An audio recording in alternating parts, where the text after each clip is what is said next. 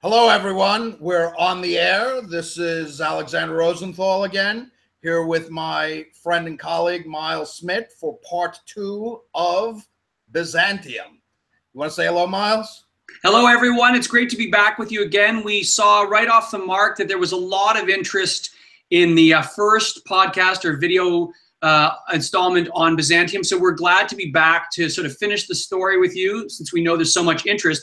And Alex, before we jump into the sort of second half of the Byzantine story, do you want to tell them a little bit about the courses, which are the sort of main offering of the Petrarch Institute?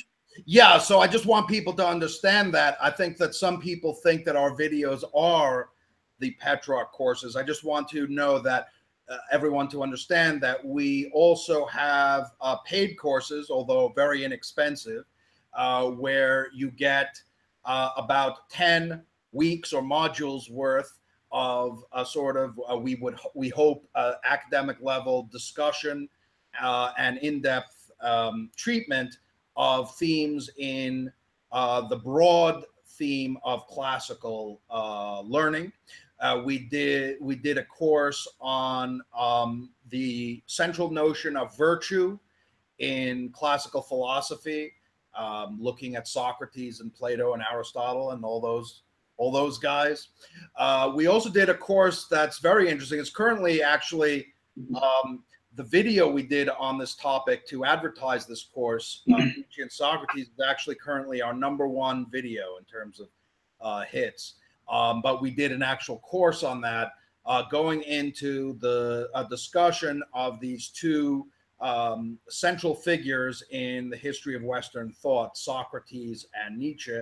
And our latest course is on the rhetoric tradition, right? The whole idea of speaking persuasively, which in the classical tradition also got absorbed into broader themes of ethical and character formation, which I think are very interesting, sort of combining utility and this broader humanist concept. So, if you are interested in our videos, I would strongly invite you to think about taking our courses.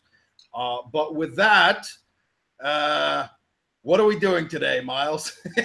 So my understanding of your plan, I mean, for myself and for the audience out there, is that having looked last time a little bit at the kind of historical and political and strategic origins and situation of Byzantium, we're going to look at the religion and culture today. I think we learned last time, if I give my student summary of it, that it's an extremely interesting empire because, for one thing, it was extremely long-lived. We only really covered the first few centuries of an unusually long-lived and stable empire in some ways, given the way in which it was threatened on all quarters by different antagonists. And we learned that it was an interesting continuation of the Roman Empire and in some ways of Latin culture, while at the same time being a kind of interesting development and continuity of Greek or Hellenic language and culture, as well as a place in which Christianity took root and developed at an absolutely crucial, relatively early time. I think strategically, one of the things, and politically, two of the things I remember from last week were they had longer tenures of emperors. So although the Western Roman Empire often had, a year in which there would be multiple emperors and intrigue and assassinations, they enjoyed in Byzantium emperors whose tenures were decades at a run, which is one thing. And also, I guess that it served, because of its position, as a kind of bulwark for the West at a time when what we now think of the West as was very fragile, very primitive, very nascent. So I sort of recall those things as being political factors, but they also have cultural significance. So as we look at religion and culture in Byzantium this time, Alex, what do you want to teach us this week? Yeah, no, I mean, I thought those were all good points. Another thing that I would say is I think we can think of, while we think of the Byzantine Empire, just to sort of I'll put a coda on that, while we think of, and I think we'll see this more today, what I'm about to say. I think a way that I think of Byzantium is that while it's politically continuous with the Roman Empire, in many ways it is culturally continuous with the Hellenistic period, which was the sort of fusion of Greek and Asian or Near Eastern influences. And I think we'll see that a little more today, especially as we look at art, how was this kind of crossroads culture. Now, one of the things that I think we started to get last time is that, which reflects this in some ways, is this idea of sacred monarchy, right? This idea of the Byzantine emperors, right? So already in the late Roman Empire with Diocletian and continuing with Constantine and so forth, right? Many of the old republican offices and structures sort of fall away. And increasingly, particularly the Eastern Roman Empire comes more and more to resemble the traditional sacred monarchies of the Near Eastern world, with their elaborate rituals and their sense of divine legitimation and so forth. So I think that as we turn to religion, we have to keep in mind that it's hard to think of any civilization in the entire history of humanity in which religion was more all-embracing as an aspect in the life of the culture. I'll just give you another little quote from Dawson's Making of Europe. He's just finished discussing the monastic ideal and how, which was a Byzantine or East Roman creation, in fact, monasticism. He's just finished describing how this ideal shaped the culture, and he goes on to say how the monastic ideal became sort of something that helped shape the Byzantine culture in an all-embracing way. He says they all, meaning the ordinary layman, the ordinary cleric, the ordinary Byzantine, they all accepted the subordination of secular activities to the purely religious life. To them, the real forces that ruled the world were not finance and war and politics, but the powers of the spiritual world, the celestial hierarchy of angelic virtues and intelligences. And the invisible hierarchy had its counterpart and manifestation in the visible order of the ecclesiastical hierarchy and in the sacramental order of the divine mysteries.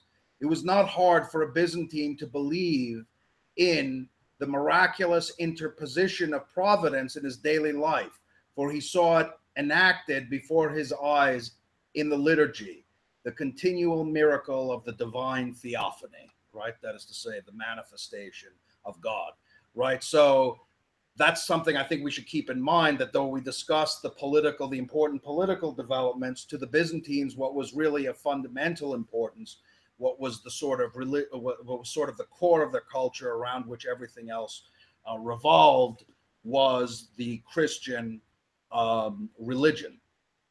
And in that regard, so the first thing I want to discuss is theology.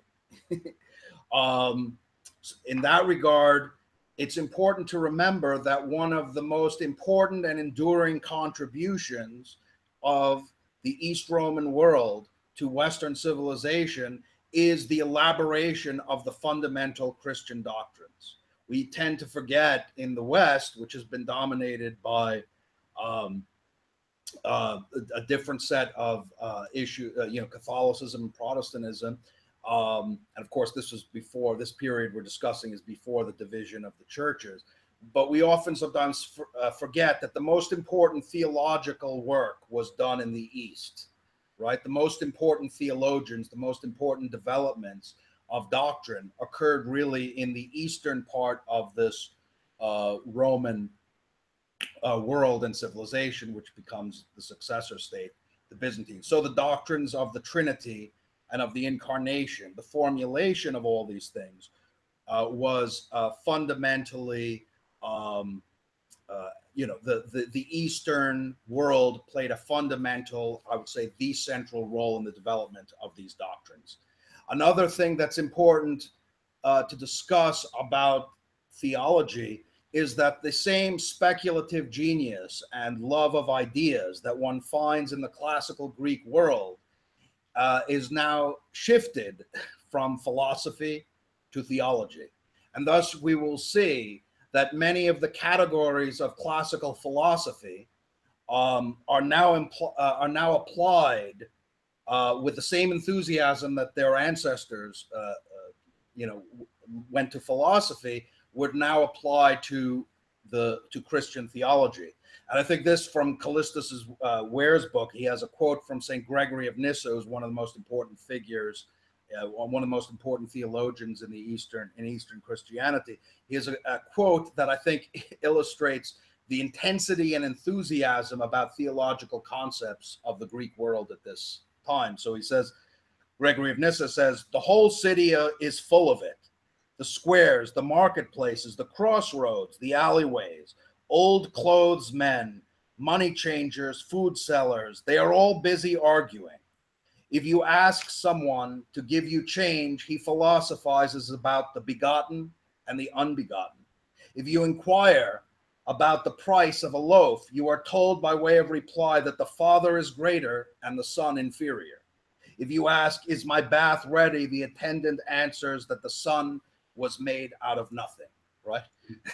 So I think this gives you a sense of the intensity with which the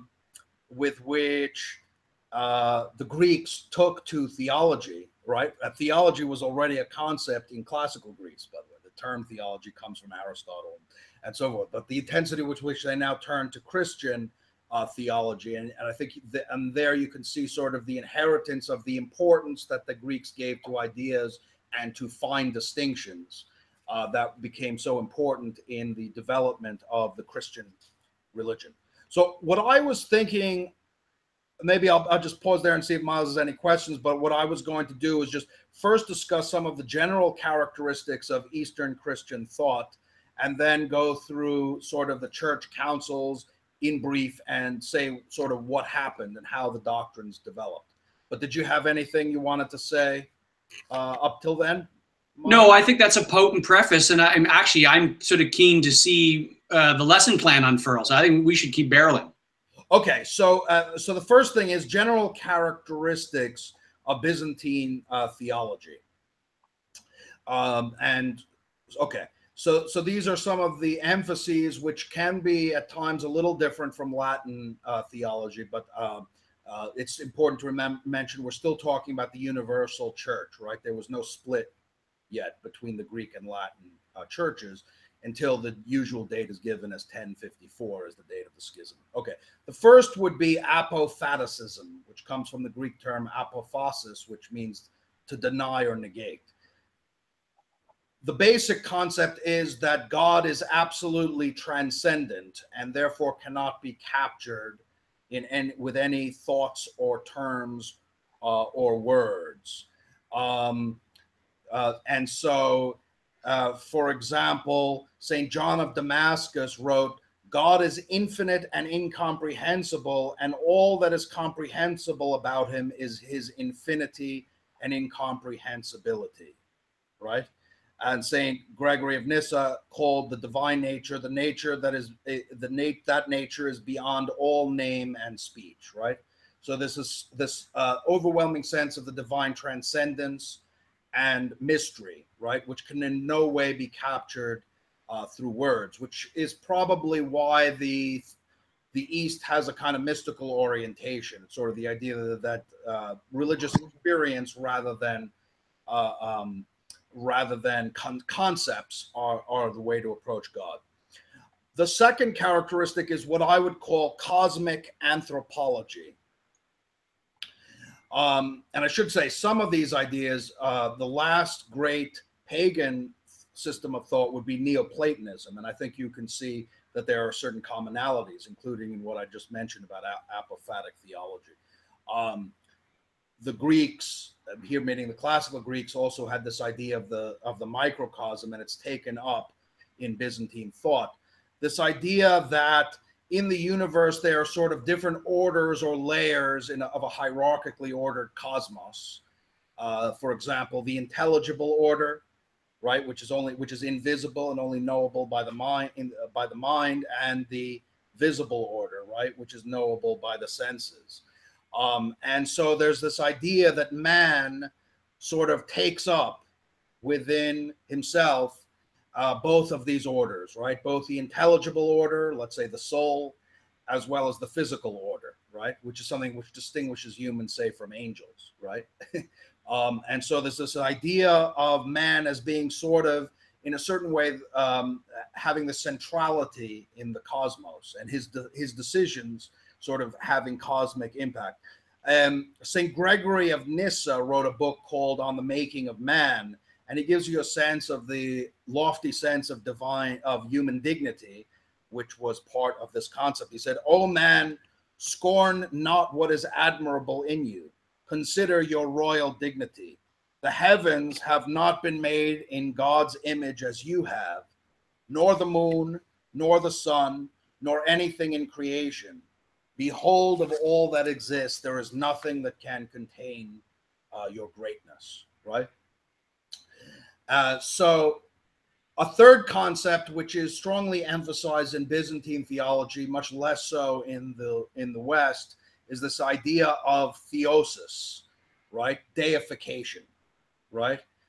So man is in this center of creation between the intelligible and the sensible orders, containing sort of in himself the sort of little cosmos, right? Recapitulation, and his aim or vocation is actually also to be deified, and therefore to, in a sense, unite the cosmos with the deity by grace, right? And the Byzantines are very bold in speaking this way, right? So, for example, Saint Athanasius said, "God became man that man might become God," right? And Saint Maximus the Confessor said, "Man, the image of God, becomes God by deification. He rejoices to the full in abandoning all that is his by nature," right? And there's this concept of an exchange in a set way, right? God becomes human and man becomes deified. Now, there is a downside to this cosmic centrality, which is the fall also has cosmic consequences, right? The whole creation is sort of implicated in the fall of man, which involves the loss of original freedom, the original freedom that man had, and man's subjection to the power of sin and the power of death, and his inability to complete his vocation, right? And so, therefore, the gap between man and God that sin opened up must be overcome through the incarnation of the humanified God, Jesus Christ, who is the bridge, we can say, the bridge between the human and the divine, right? Back to the divine. And so, one of the things Callistus Ware notes is some of these theological disputes can get very technical, but in the Byzantine mind, preserving both the full humanity and the full divinity of Christ was absolutely central to the whole concept of salvation, right? And so a lot of these disputes are about safeguarding both those things, that Christ is fully man and fully God, on the idea that that Christ is sort of the bridge, the mediator between the divine and the human. Yeah, so I guess I should probably mention also another important element was the important role of monasticism, which, as Dawson notes, was an entirely Oriental or Asian contribution to Christianity, very distant from the old classical ideal, as he says, of the aureo mediocritas, the sort of moderation of the classical sage, is this sort of zeal of the person who gives up everything, essentially, all worldly things, all worldly affections, and searches for God in the silence originally of the desert, right? So you had hermits like St. Anthony in Egypt, and followed, I believe, also in Egypt, St. Pachomius, who was the first communal forms of monasticism. And the monks always played a huge role in Byzantine culture. In some ways, I kind of think of the monks as, in a certain way, the ideal of the monk as the sort of heroic ideal, Christian ideal, was sort of the compensation for Constantine in some sense, because the early Christians, right, were heroic just by being Christian. They're martyrs and so forth, right? Right. In other words, it took a great deal of courage and heroism just to profess Christianity in a society where you were often persecuted from it. But one could say many, after the emperor became Christian, it became a path of imperial favor, right, to convert to Christianity. And so you can imagine that there might have been some qualitative decline at points. And so the ideal of monasticism sort of kept this sort of heroic, radical type of Christianity in the minds of the people at all time, even if they personally could not. The layman doesn't necessarily follow that path, but they have the ideal of the monks. And so that was what Dawson was talking about, in which the way in which the monastic ideal sort of pervaded all of Byzantine culture, even among non-monks, as sort of the ultimate ideal of Christian life. So the next thing I was going to turn to then was these church councils and how the doctrines were elaborated. I think that's kind of just an important element in history to understand how the Christian creed formed. But pause there for a moment, see if Miles had any thoughts or questions.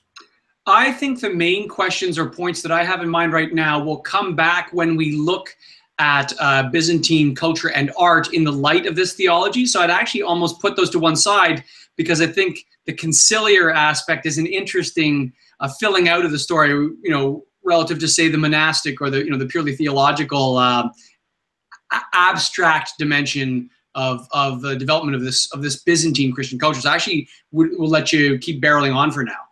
Okay, no, that sounds great. So what the issues that are going to go on in the formulation of these doctrines of the Trinity and the Incarnation, which are still fundamental to most forms of Christianity, right? These councils are accepted in full by both the Roman Catholic and the Eastern Orthodox churches.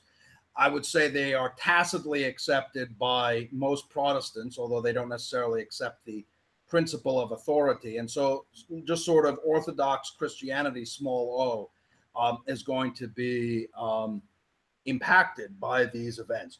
So the first issue is, there was sort of a common level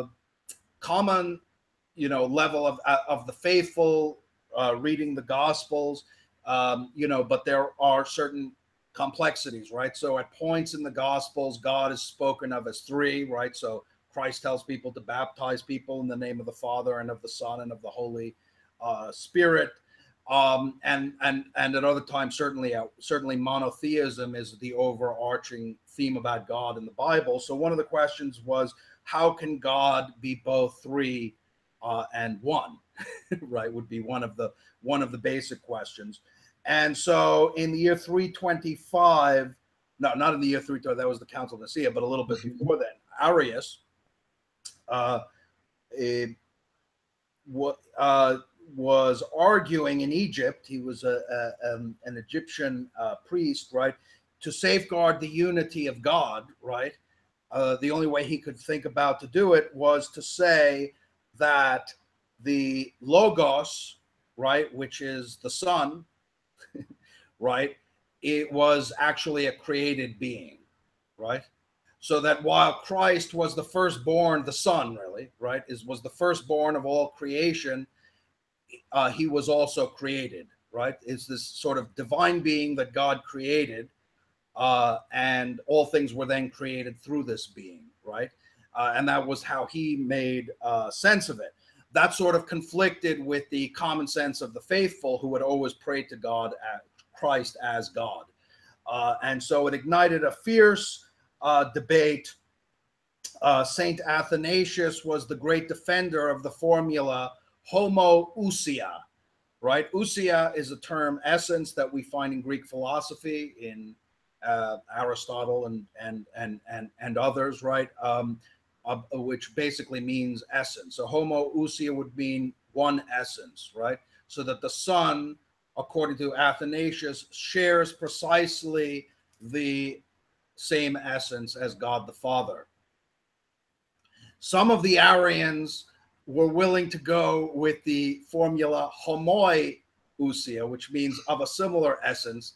And I believe that is maybe the origin of our phrase, not one iota of difference, because there was an extra iota there. So anyway, Arius, there's a fierce debate. these things always get ugly.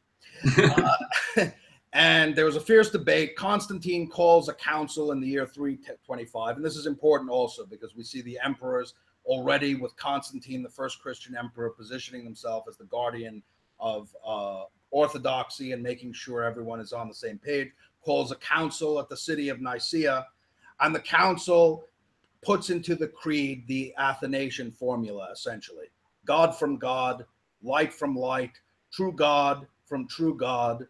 The Latin formulation, the Greek formulation I just gave you, homoousi, the Latin one is consubstantialum, right?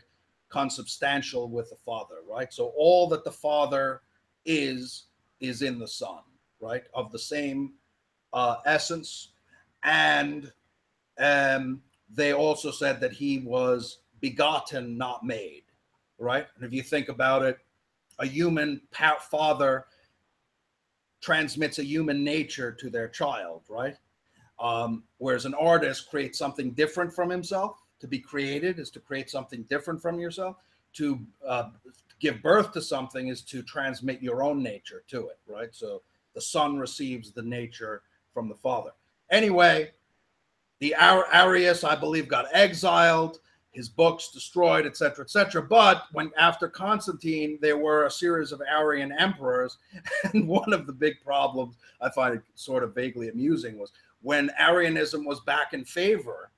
The Roman Empire sent out missionaries to the barbarians under Bishop Ulfilas and essentially converted them to what Orthodox Christians would regard as the wrong formula, right? So you had all these Arian Goths then invading Western Europe, and then that created centuries of conflicts. Okay, so that's the first council. So then you have the Council of Constantinople in the year 381, which settled the Arian dispute more definitively. And in addition, there were a sect called the Macedonians that were kind of like saying, okay, we'll go with the Son, but the Holy Spirit, that's got to be created, right? And so what was inserted into the Constantinopolitan Creed was the Holy Spirit, the Lord, the giver of life, who with the Father is adored and glorified, right? So the Macedonianism was condemned as a heresy, and the Holy Spirit was declared co-equal with the Father and the Son. Big figures in this were the Cappadocian Fathers, who I've already mentioned, Gregory of Nyssa, his brother Basil the Great, and Gregory of Nazianzen. And they're famous for the formula mia ousia tres hypostases, right? One essence, three hypostases. These also were concepts taken over from Greek philosophy. The hypostases were what the Neoplatonists believed in, a concept of emanation. There was a divine principle and then a series of emanations, which they called hypostases, right? So they're applying the concept of hypostases to the Father, the Son, and the Holy Spirit, but saying that they all share the same essence. Okay, at that point, that pretty much settled the issue of the Trinity. At that point, the main theological points of controversy shifted to the nature of Christ, right? So there are things in the Gospels where Jesus seems to be human. He eats, he suffers, he dies, he feels emotion, right? And so forth, right? And there are other points, like he says, all power on heaven and earth is given me, and so forth, right? Where he seems to claim a divine authority, and at any event, the divinity of the Son was already settled at Nicaea. And so, how do we reconcile the divinity of Christ and the humanity of Christ? And remember that this was very important to the Eastern Church because of this idea of the bridge, right? Christ has to be wholly human and wholly divine. So you had in Antioch there were a number of sees that were important in the Byzantine Empire. You have the See of Antioch, which was founded by Peter, Alexandria, which was founded by St. Mark, right? And the Patriarch of Constantinople, right? And so these are where most of these disputes are hashed out. The Antioch tended to emphasize the humanity of Christ and tended to have a more literal reading of Scripture, whereas Alexandria tended to be more allegorical and emphasized more the divinity of Christ, right? So there was a figure in Antioch, the patriarch, right, Nestorius, who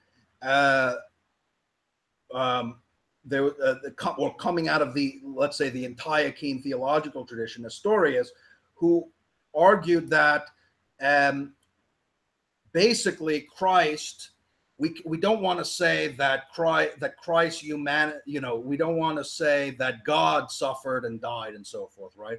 So it's better to say that Christ suffered and died, right? Christ in his humanity. And he carried this idea to the point of basically seeing the human Christ as being sort of a container for the divine. And so the big stickler was he refused to call Mary the mother of God, right? Because he said he's the mother of Christ, right? But God can't have a mother, right? So he refused the term Theotokos, right?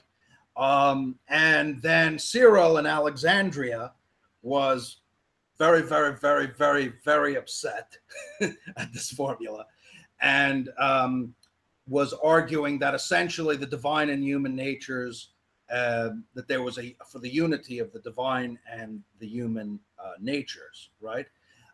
And so they convened a council at Ephesus, and they basically went along with Cyril in Alexandria. And so Nestorius and Nestorianism were condemned. This was the first branching out that's endured, because there's still in the Middle East an Assyrian church of the East that considers Nestorius an important figure. So you start getting splinter non-Chalcedonian churches emerging from these councils, which is why the church is sometimes slow to call councils, because they often lead to these divisions. Then some of the successors of Cyril took it to the extreme. They started to talk about monophysis, right? One nature, that essentially the humanity of Christ was sort of dissolved in the ocean of divinity, as it were, right? A single fused nature. And these were those who were called monophysites, right? And so the fight between Antioch and Alexandria went on, and finally they call another council about 20 years after Ephesus at Chalcedon. And what happens is that the Pope in Rome writes a text on the topic called the Tome, which is received by the council, and supposedly the bishop said, Peter has spoken through Leo. So the Pope kind of mediated, but this time going against the Egyptians, going against the Monophysite interpretation. And now you had an even bigger break off, right? Because the Coptic church, what still exists as the Coptic church, held to a more a formula closer to Monophysitism, although they don't like that term, but it was the term that was used against them. You had non-Chalcedonian churches. Armenia had not been at the council, and so they never adopted Chalcedon. And there were efforts between the Georgian and Armenian churches to reconcile, but it never went through. Ethiopia also did not go along with it. So you have a series of important non-Chalcedonian churches, some of them in the earliest centers of Christianity.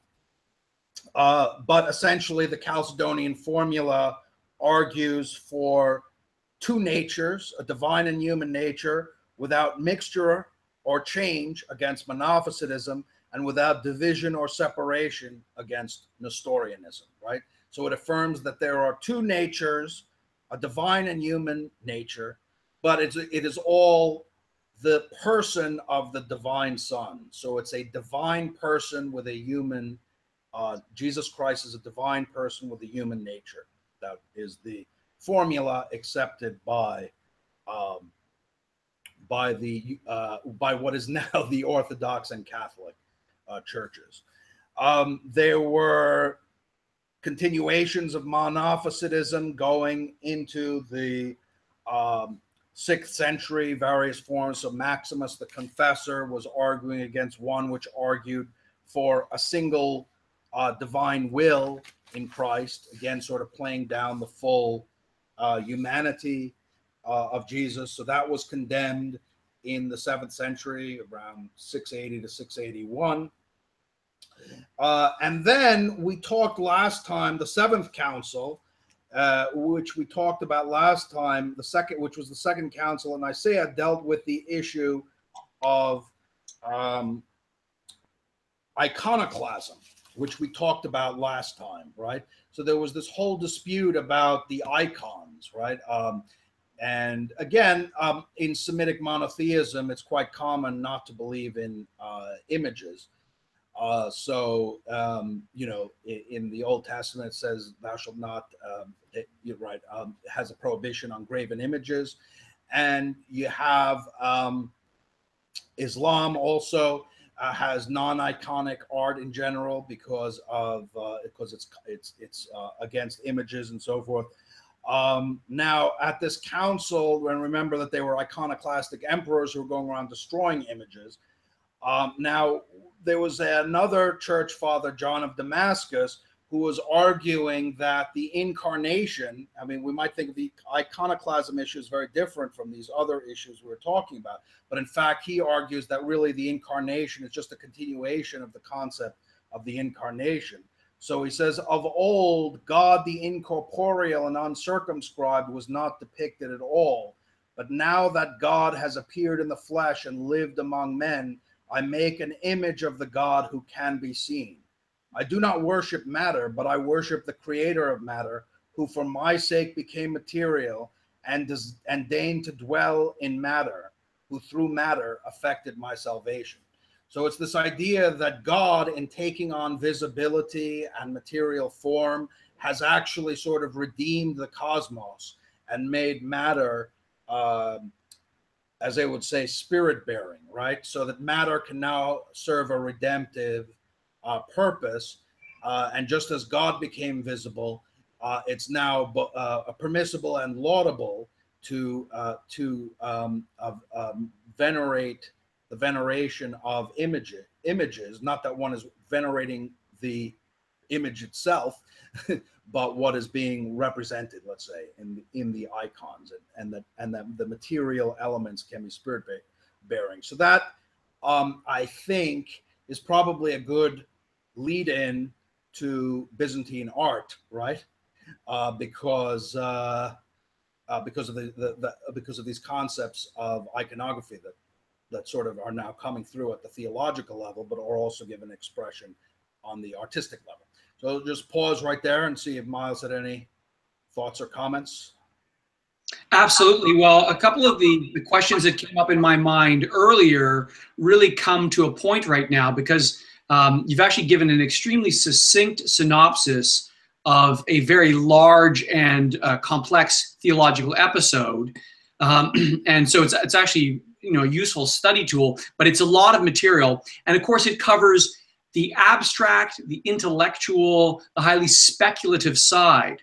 And what you've really described, I think, historically, and you know, in terms of theological deliberation, is a kind of historically significant, massive, prodigious, and successful synthesis between possibly divergent tendencies.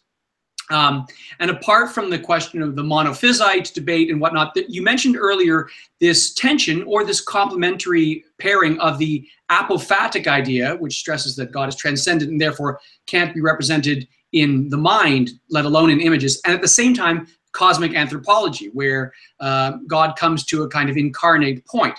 Now, there's a complementary sensibility in that speculative pairing, but it's got tension. It seems to me that apart from the theology and the conciliar deliberations, some of the synthesis is effected in culture, in liturgical art and images and things of beauty which help reconcile these ideas, which in the fallible human mind can become divergent. And what's interesting to me is, this is an empire which was eventually destroyed well before the mature modern period. And yet to this day, if I look up, say, for example, the Wikipedia article on Christianity, or if I do a web search on Christianity, two of the images that are likely to come up to the front as, you might say, the talisman of the whole subject of Christianity might be the Hagia Sophia on the one hand, this kind of unequaled great church in Constantinople, now Istanbul.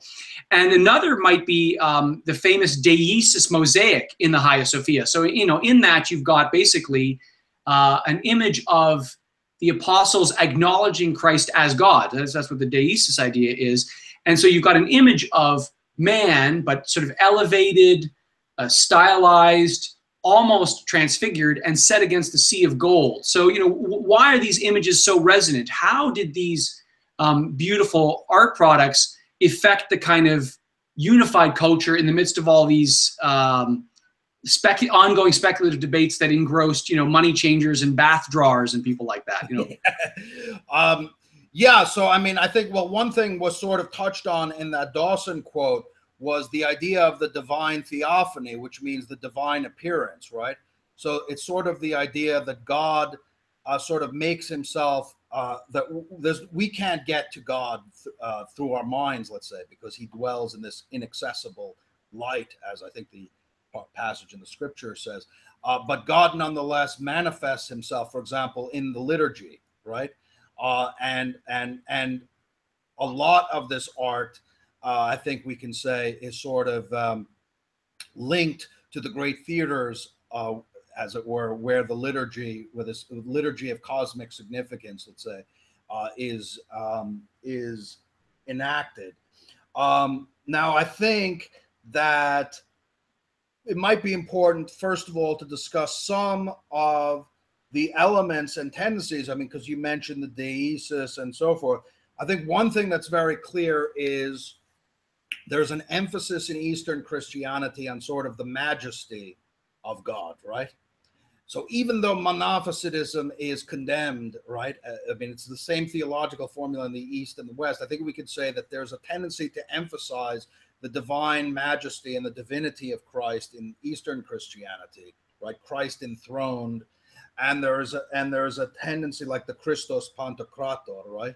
And whereas in the West we've had a great amount of artworks on the suffering humanity of Jesus, right? I think what one thing that you'll see is that the emphasis, what are the subjects of artwork, probably the most well-known and famous, are Christ triumphing over infernal forces, right? So, for example, the Christos Pantocrator, right, showing him as the ruler of the universe. And we have this sort of, the gold is sort of a representation of his celestial glory, right? So we see right away that it's not a naturalistic art, right? It's using a symbolic language of color, right? Christ as the ruler of the cosmos. The harrowing of hell, right? Another one where Christ is triumphing over the infernal forces by freeing the souls freeing the souls from before his advent, right? The transfiguration, right, where Christ manifests himself in light and glory, right? The great theophany of Christ's divinity in the Gospels, right? These have tended to be the favorite themes in Eastern Orthodoxy. Now, I think one of the, because we have to remember it is a Greek culture, right?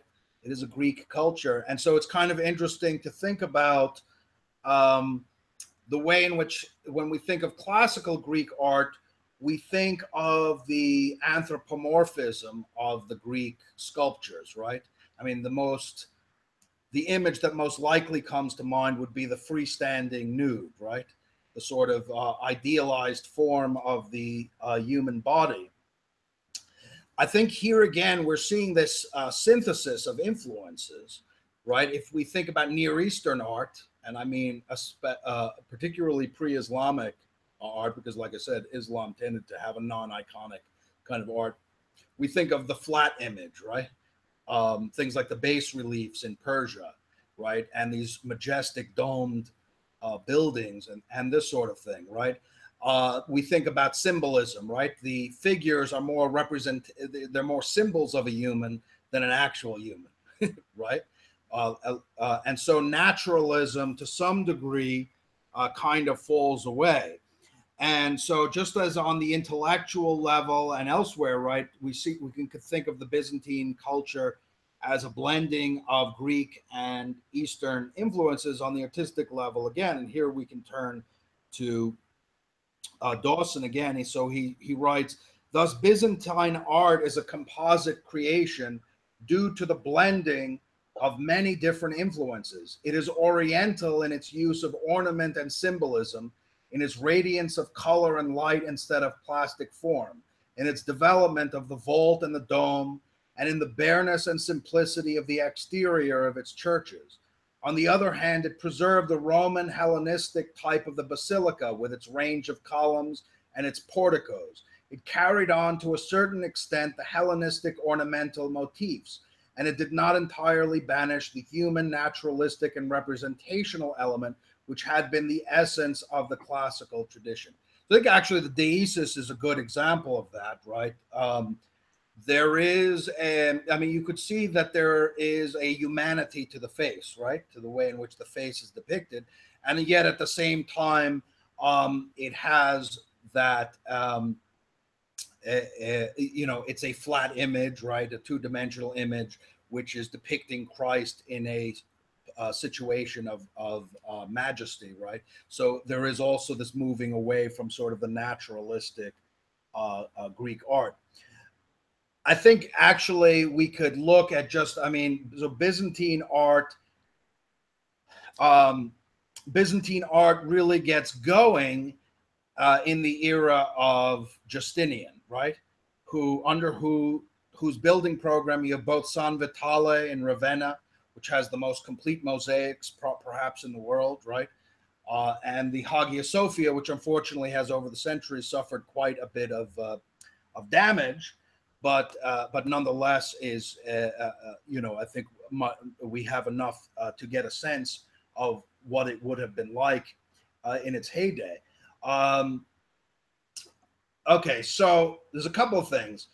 I think that first of all, the sort of Near Eastern aspect comes through in the image of Christ in the apse at St. Vitale. The first thing to notice, I should mention, on the architecture, it's not a Latin form of a church, which is typically cruciform, right? A typical Latin cathedral, for example, will have two transepts, which are effectively the arm of the cross, and a nave, right? This one has an octagonal plan, right? And domes and so forth, right? So it's a different kind of architecture. And so he says, in the octagonal dome church at San Vitale at Ravenna, we have a perfect example of Byzantine mosaic decoration. Of course, the mosaics would be one of the most famous elements of Byzantine art, right? The use of these little pieces of glass and marble, right, to construct representations. In the apse sits the figure of Christ Pantocrator, not a terrific judge of later Byzantine art, but almost Hellenic in youth and beauty. He is aureoled with light, throned on the orb of the world, with the four rivers of paradise at his feet, and saints and angels on either hand. And he holds forth the diadem of celestial monarchy like the figure of Ahura Mazda on the Sasanian rock reliefs. Below on, okay, so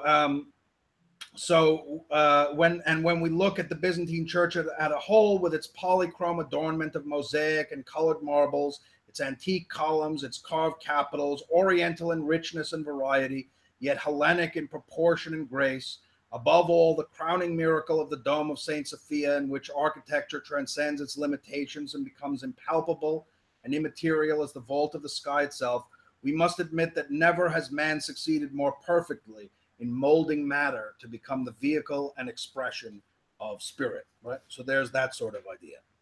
Now, another thing important to mention about San Vitale is, I mentioned last time, the idea of the earthly Byzantium as the icon of the heavenly, right? So we have, as he says, right, Christ enthroned in celestial majesty with the four rivers of paradise at his feet, wearing a diadem, right, in this the monarch of the universe. But what do we have below him in the apse? Justinian, of course. I mean, yes, Justinian, of course, with Belisarius and Maximian, the bishop, Maximianus. And so we have this idea of the earthly empire as being the icon of the heavenly empire. And Justinian is holding the bread that will become the Eucharist, right, in a container. And then you have Theodora on the others, right? They both have halos, right? And she's holding the chalice, right? So they're intimately connected, right? So we have this idea of sort of again, one God in heaven, one emperor on earth, right? And in the presbytery of San Vitale, you have the Lamb of God. Around the altar, you have more mosaics, which commemorate events in the Old Testament, which sort of are meant to prefigure the mysteries, the sacrifice of the Mass, and so forth. So I think that sort of gives you a sort of sense. Now, in the Hagia Sophia, I suppose the first thing to mention would be its enormous scale. Right? It's sort of difficult when you walk in to sort of take it all in. Many of those images and mosaics and so forth in the Hagia Sophia date to the period after the iconoclasm. So it's sort of a celebration of the end of iconodulia, we could say, which has been part of the Eastern Church since. And it's probably not a coincidence that you have the at the south entrance, the Theotokos, right, Mary with child, right, which is sort of representing the Incarnation, right, in some way. And Justinian and Constantine are offering, right. So Justinian's offering this building, the Hagia Sophia, in the image itself. He's offering the Hagia Sophia to the Theotokos and the Christ child, and Constantine is offering the city of Constantinople, right? Then you have the imperial entrance, right? And you have Leo with a halo, right? So the emperors are enhaloed, although he's giving proskynesis to Christ, but it sort of carries the implication that gesture of proskynesis is appropriate for the earthly subjects toward the emperor, right? He's giving proskynesis to the Christus Pantocrator, right? Christ, the ruler of the cosmos. Same in relation to the emperor. Then there is the, like you mentioned, the Deesis, Christ with Saint John and Mary, and I think that it's simply so well done as well, right? I mean, it's so striking, the features of the face of Christ, that the image itself, I think, just sort of strikes people on a visceral level. It was also at it was also in the Hagia Sophia that they began the use of the iconostasis, which has become, under Justinian's reign, which has become a kind of standard for the Eastern Orthodox liturgy, for the Eastern liturgy, which is the sort of wall separating the Holy of Holies, as it were, the sanctuary where the Eucharistic sacrifice takes place, from the people, right? The sort of wall of icons and images, which must have been splendid. Unfortunately, it was destroyed when the Turks sacked Constantinople in 1453. But we have contemporary accounts of what it was like to go to the Hagia Sophia in its heyday. From the 10th century, Vladimir was sending out emissaries. He was giving up the old Slavic religion, right? And he was sending out emissaries to find out what religion he should convert to. And some of them came to Constantinople, and they went to the Hagia Sophia to hear the divine liturgy. And they reported, "We knew not whether we were in heaven or on earth, for surely there is no such splendor or beauty anywhere upon earth. We cannot describe it to you. Only this we know, that God dwells there among men, and that their service surpasses the worship of all other places, for we cannot forget that beauty."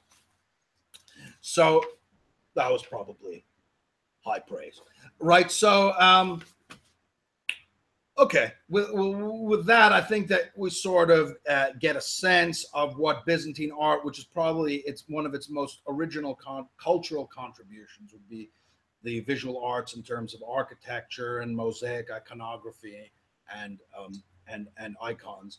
One of the most distinctive aspects of Byzantine culture.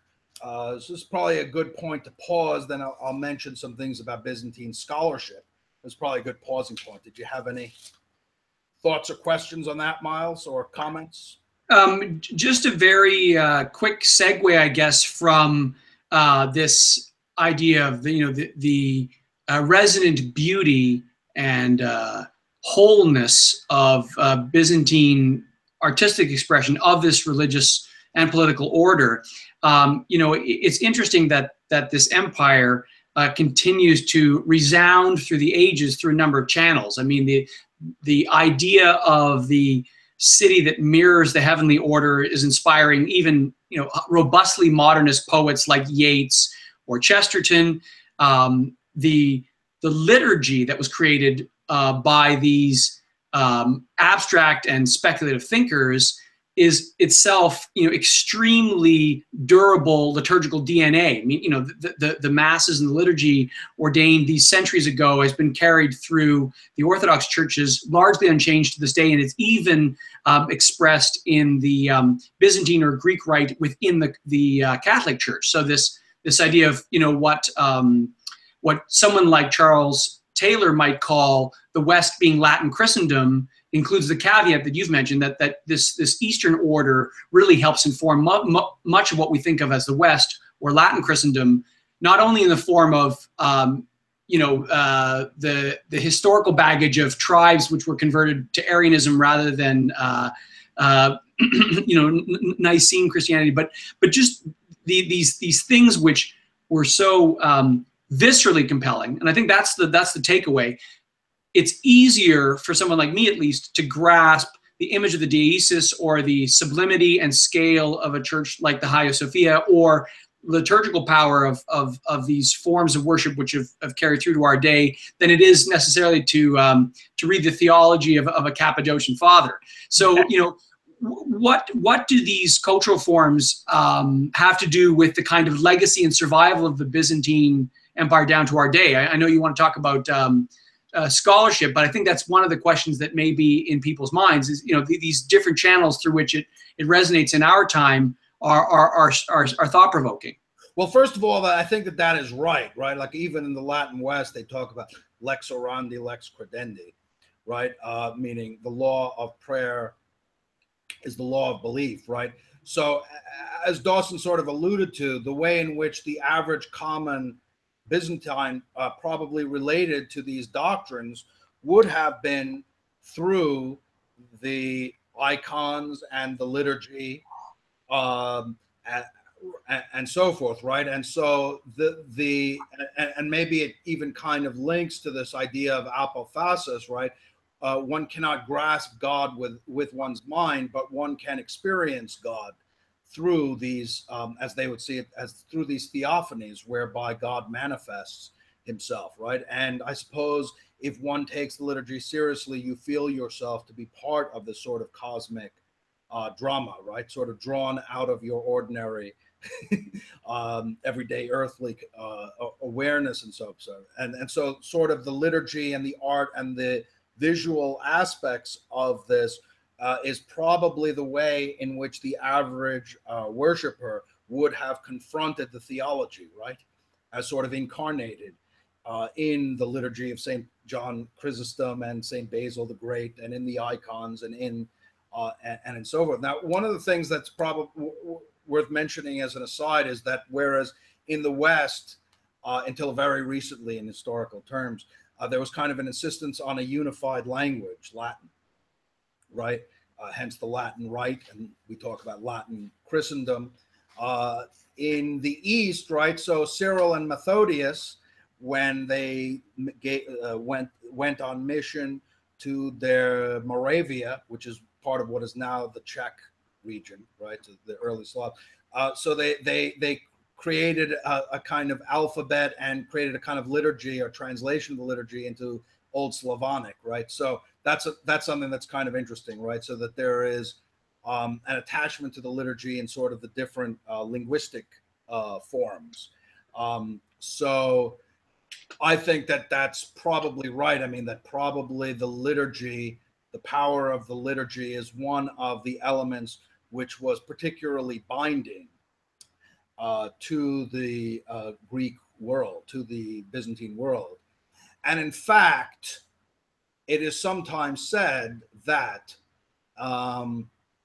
because of the emphasis on form, right, the fact that Latins use different liturgical forms, right, for example, using leavened rather than, using unleavened rather than leavened bread and these sorts of things, the different forms were quite bothersome, even though there's relatively few theological differences between the two wings.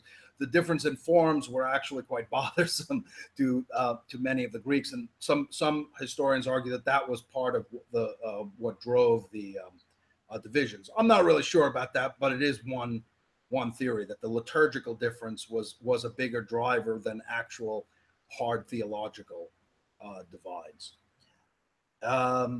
Did that help answer the question? Sort of the absolutely. No, that's very good.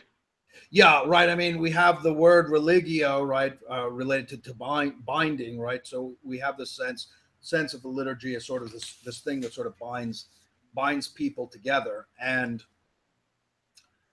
yeah, I mean, to this day, I think throughout the Orthodox world, Constantinople has a kind of special significance. To this day, the Patriarch of Constantinople, is the ecumenical patriarch, right? So it's an important thing to this very day. So the other thing that this will be brief. I mean, the other thing that I just kind of wanted to mention briefly was Byzantine scholarship. And it's important to realize that sort of the educational traditions, this was one of the areas in which the educational traditions of ancient Greece and Rome, right, classical Greece and Rome, continued more or less uninterrupted. And it was quite a different case in the East than in the West, where it was a struggle to hold on to, say, Roman classical learning. In the East, so the civil service continued to be trained on the old Roman classics, Homer and Sophocles, right? Especially, of course, the Greek classics because of language. The Encyclios Paideia, the Encyclopedia Paideia of education or of culture, was part of the Byzantine civil service. And I think you could draw some parallels to, say, the role of the Confucian classics in China. So a knowledge of the old Roman classics, pre-Christian classics I'm talking about, was considered essential to rising in the Byzantine civil service. They had an imperial university at Constantinople. And one of the things that, although I think we could say as a generalization, that the Byzantines did not produce original, let's say, philosophical thought at a level of what was going on, let's say, in classical Greece in its heyday. The very act of preservation and commentary turned out to be enormously important, ultimately, for the Renaissance and the revival of learning in the West as well. So you had in the 5th, 6th century figures like Philoponus, who was a commentator on Aristotle and still kind of referred to quite a bit. One of the things that was quite popular among some of the church fathers was to write sort of encyclopedias of knowledge. In the West, it sometimes happened as well. You had Isidore of Seville, but John of Damascus and Photius, who's somewhat infamous in the West for taking it up on the Filioque addition to the Nicene Creed. We won't get into that, but he was also an important scholar who wrote something called the Bibliotheke, right, which included catalogs of old Greek literature. You had Michael Tsellos, who wrote a commentary on Plato's Timaeus, and you had the general preservation of classical antiquity, not only in philosophy, which is, of course, what I'm most interested in, but in all the forms of classical thought and classical literature continue to be written and composed, whether it's poetry or rhetoric. You have examples of these things through the Byzantine period, both the study of them and sort of a somewhat imitative compositions. And even though rhetoric in such an imperial world didn't have the same role that it would have in, say, the Roman Republic, as a form, it was preserved, which I think is kind of interesting, right? You continue to preserve the forms long after they serve their original utility. Now, at the end of the Byzantine Empire, what was happening was that the Byzantine Empire was coming apart as the Turks were attacking in the late 15th and in the late 14th and 15th centuries, and they would send out diplomats on, even though we won't get into the whole history, but there was a long, intense history between the Greeks and Latins after the schism, which included Constantinople getting sacked and Venetians getting killed. It was ugly. But as they were getting attacked by the Turks, they were sending out diplomats saying, our old friends, the Latins, can you help us out?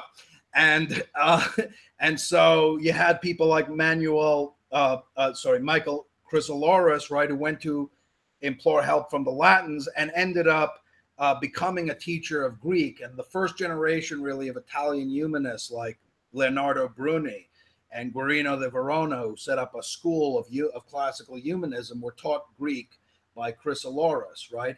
And it was Bruni translates Homer into Latin and Plato's Republic into Latin. So there's this big interest in Plato. Another Byzantine scholar, Platon, Gemistus Platon, 1438, visits Italy, and he is a very big Platonist. He takes advantage of the interest in Plato, and there's a sort of passion for Plato, who had been mostly lost to the West throughout the whole Middle Ages. And so we're now very much in the Florentine Renaissance, right? And the revival of classical learning, the reacquaintance with Plato, the efforts to reconcile Plato with Christianity, as had been done to a large degree by Aristotle and Thomas Aquinas and so forth in the Middle Ages.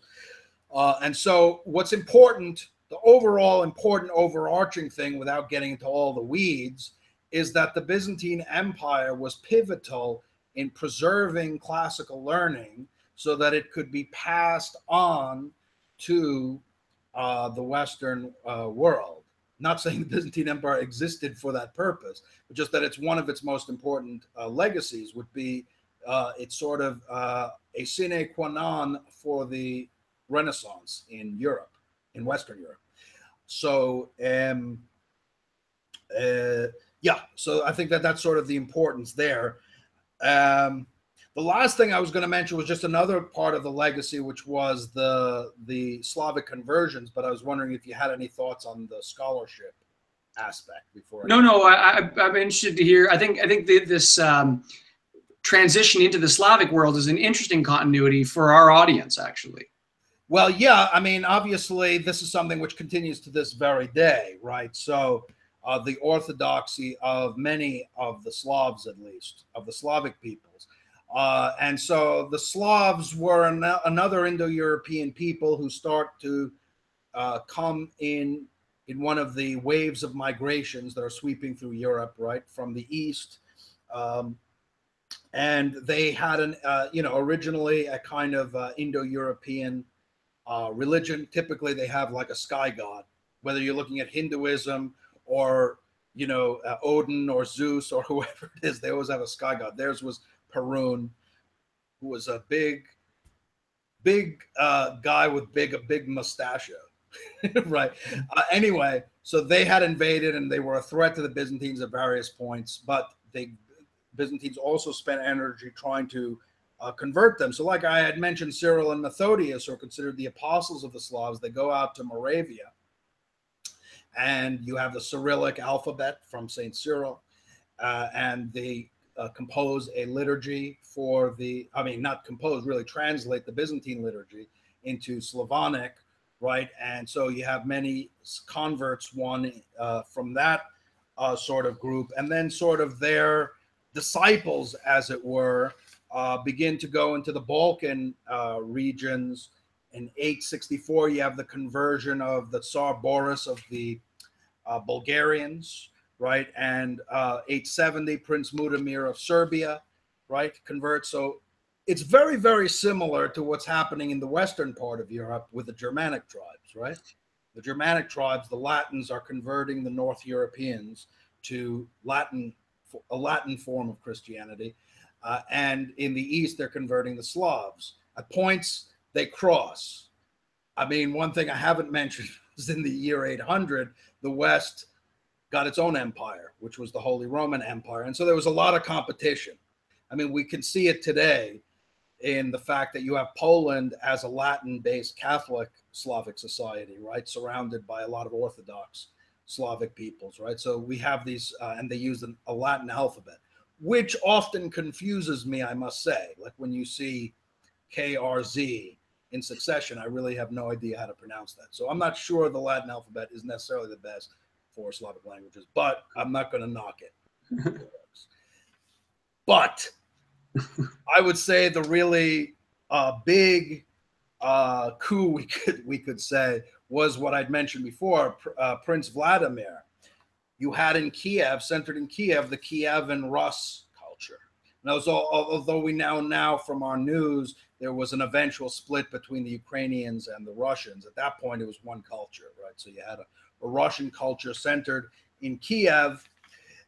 And Vladimir, I got to tell you that I prefer the story that they were converted by the Hagia Sophia than the other one, which is that they went to the Muslims, and when Vladimir found out that they don't allow alcohol, he said, forget it. I'm converting to Christianity. I prefer the Hagia Sophia one. It's more likely to, I would like to think. But that's another story that circulates. But anyway, Vladimir decided he's going to convert to Byzantine Christianity, which was not, again, there wasn't a formal split yet. And they rolled the big golden head of Perun down the mountain. And he basically decided he married actually the sister of the Byzantine Empire. And he decides to actually Byzantinize he's baptized in the Crimea, and he decides to actually Byzantinize, we could say, Russia. So they get all of these vessels and vestments and all these things go pouring in from the Byzantine Empire. He really kind of joined Russia to the Byzantines.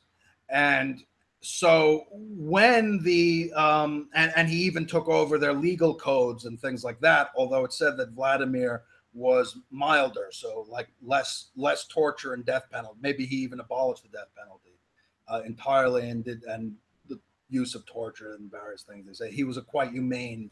He was averse to bloodshed, he said. But anyway, he basically Byzantinized Russia. So we can say that the Russian culture is kind of this fusion of this East Slavic culture, like the easternmost Slavic culture, with Byzantine civilization. And its forms, right, with the czars taking the place of the Byzantine emperors, are quite close in many ways. If we think of this whole idea of the sacred autocracy and so forth. And when actually the Byzantine Empire fell, so the Constantinople considered itself the second Rome, right? When the Byzantine Empire fell in 1453, Moscow started to refer to itself as the third Rome, right? The new center of Orthodox Christianity, which at this point was split off from Western Christianity. So we have that line of continuity as well. So I think in all of these ways, although the Byzantine Empire on one political level is dead and gone, in the sort of spiritual, cultural sense, I think we can see a rather massive legacy both on the West and on the Slavic and Eastern worlds, we could say. Is that fair? It does, yeah. I think that, Alex, that's a good helping for our audience to chew on. One thing I guess we shouldn't neglect to do before we close off, though, is to let them know how they can contact with you if they want to go deeper and join one of our courses. Yeah, so I think the simplest thing is I put my email up on the video itself. So just email me and we can talk further. I can send you links to our website and stuff like that. And we can. Perfect. Further. Okay, sound good?